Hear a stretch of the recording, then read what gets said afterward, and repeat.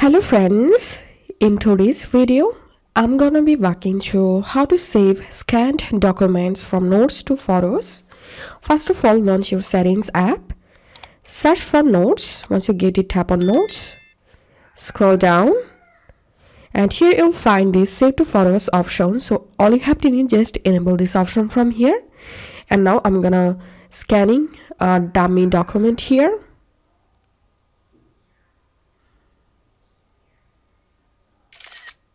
Tapping on save.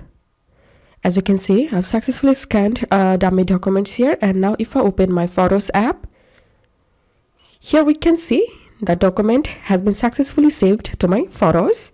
If this video helped you, give a thumbs up and please consider subscribe to 5 Minute Solution. Thank you for watching.